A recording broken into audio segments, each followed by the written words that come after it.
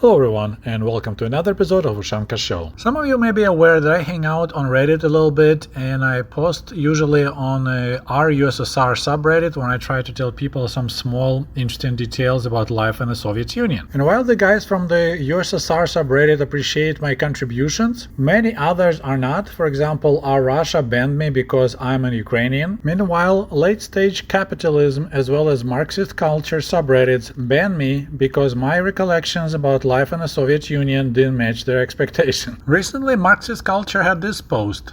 It shows the picture of the small monument, and it says, "Monument of the 5-year-old Roma Taravsky, which once stood in the village of Veliki Lubin in Lviv region," so it's western Ukraine.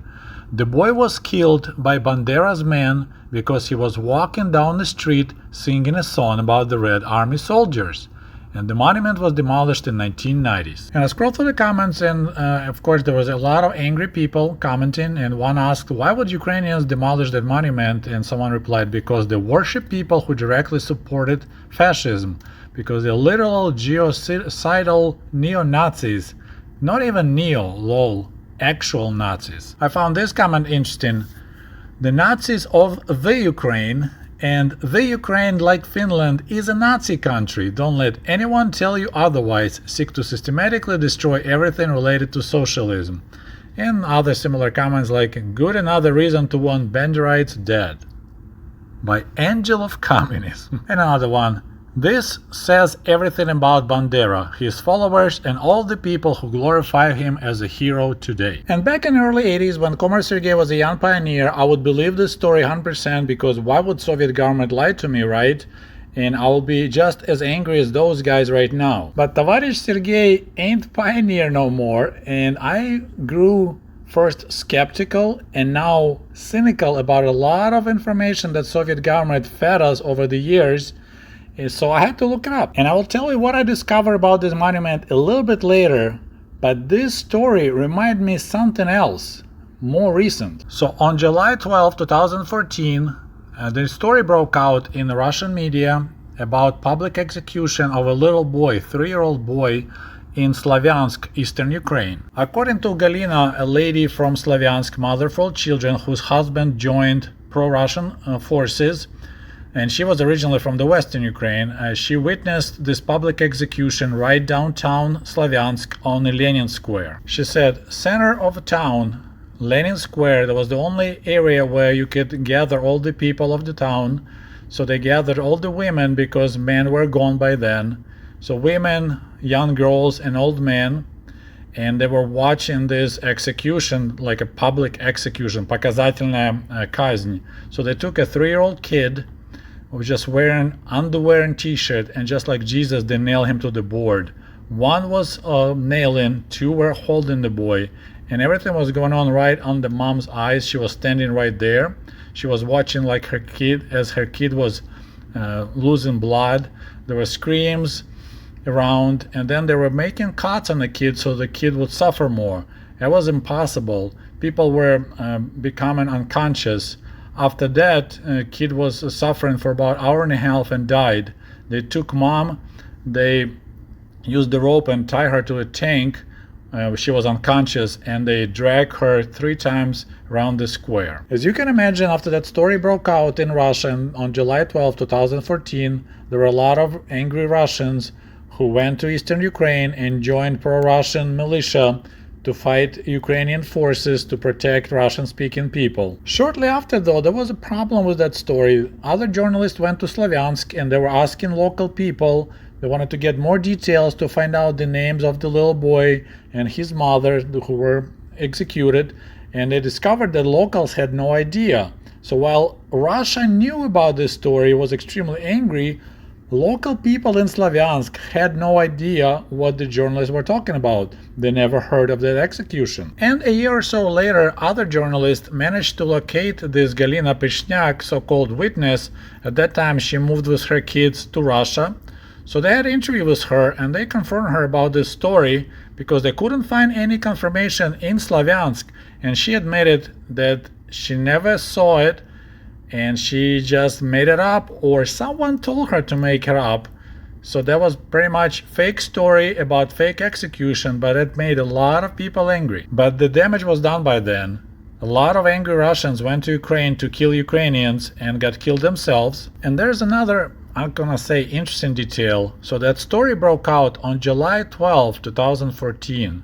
Just 5 days later, a Malaysian airliner, Flight 17 MH17, was shot down above eastern Ukraine, and all 283 passengers and 15 crew were killed. And as you know, Dutch Safety Board and Dutch-led joint investigation team reported that airliner was shot down by the Buk surface-to-air missile that was launched from the pro-Russian separatist-controlled territory in Ukraine, and the Buk came from Russian Federation. They shut down the plane and they went back to Russia. I believe these two events are connected. They're part of the same plan. First, there was a story about horrible Nazi Ukrainians that crucified a little boy from July 12. 5 days later, Russian Buk shot down the plane. The only problem, they shot down their own plane. They went to the wrong village. There were two villages that had exactly the same name, Первомайская, May 1st village, believe it or not. And one village was in the corridor of Malaysia Airlines MH17. Another Первомайская village was the corridor for the Aeroflot Russian airlines coming from Moscow. Putin desperately needed the reason to invade Ukraine in summer of 2014 when he realized that his Russian spring operation didn't go as well in eastern Ukraine and it went in Crimea. And just like the Second War in Chechnya began with blowing up Russian apartment buildings, some of you maybe remember so-called Ryazansky Sakhar story, sugar from Ryazan, when people noticed some guys bringing bags with sugar into apartment building basement, and it turned out to be explosives.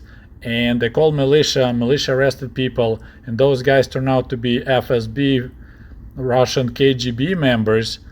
Similarly, Putin was planning to blow up its own Russian airplane and blame it on Ukrainians and start full-blown invasion of Ukraine in the summer of 2014. But the Russian crew of Buk, since they were not local, they had orders to bring their Buk into Первомайская village, so they found Первомайская on the map, but that was the wrong Первомайская.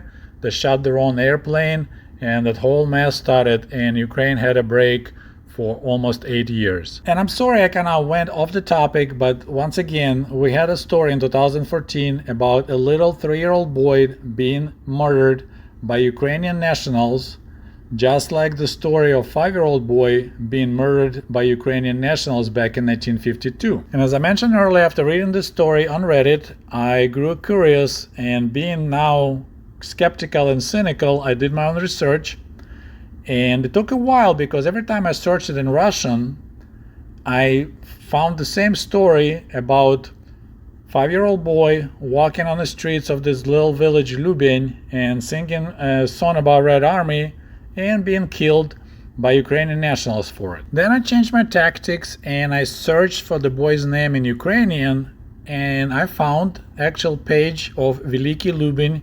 So that's the unofficial site for that town where the monument used to be, and I found a little bit different story. And I need to stress the part that this site is not anti-Russian propaganda message or article. This is just monuments and places of interest of Lubin, and that's what they're talking about. Cemeteries, they mentioned the story about this little boy Roma. And I used Google Translate, so I apologize if something doesn't sound right. So once upon a time, a monument to Roma Taravsky, so that's that little boy, stood near the old school. So they had, looks like old school, and then they built new school. As far as I remember, only the first and the last name were written on the monument, so there was no details on the monument itself, which is picture kind of matches. And at school they explained to us that Roma was killed by Ukrainian bourgeois nationalists. If you remember, I mentioned it before in my previous videos. It was extremely important when you talk about Ukrainian nationalists, you have to mention they are Ukrainian bourgeois nationalists, bourgeoisные националисты. His father, Nikolai Taravsky, was a former Russian army soldier or military pilot. That's what I saw in the Russian sources, which is kind of sounds weird, Military pilots never lived in the villages. Once you're a military pilot, you're an officer, which means you're allowed to have an apartment. You would live somewhere next to the airfields or in the city. You never move to some small village. Maybe as a retired pilot. And here translation goes kind of goofy. So he was pretty much what you call it, collaborator. So he was doing anti-Ukrainian activities. So he was promoting Soviet government, probably helping with collectivization of the local villagers. So people from UPA, which is Ukrainian Resistance Army, Ukrainska Повстанческая армия, as he was a collaborator, they pretty much wanted to kill him. So the guy knew about it and he dragged his kid everywhere he went, hoping that it will protect him from being killed. So he was using his own child as a human shield. And finally, the UPA people, they basically got order, you need to kill the guy. So they went to kill him and he was using again Roma as his human shield and they both died.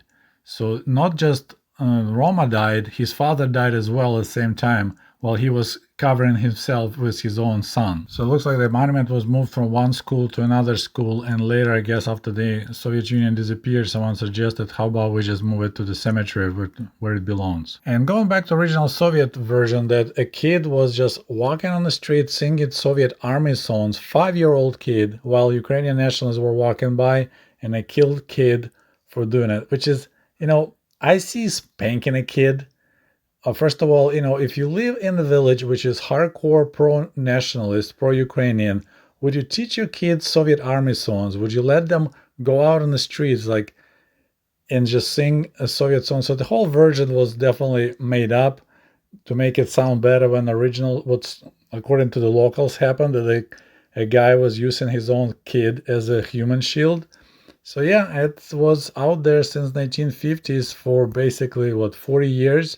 And that's what they make people to believe. Well, that's all I have to say on this topic. If you found this video interesting, please don't forget to like it. I would love to know your opinion, so please write the comment. And we'll talk to you soon. До свидания. Goodbye.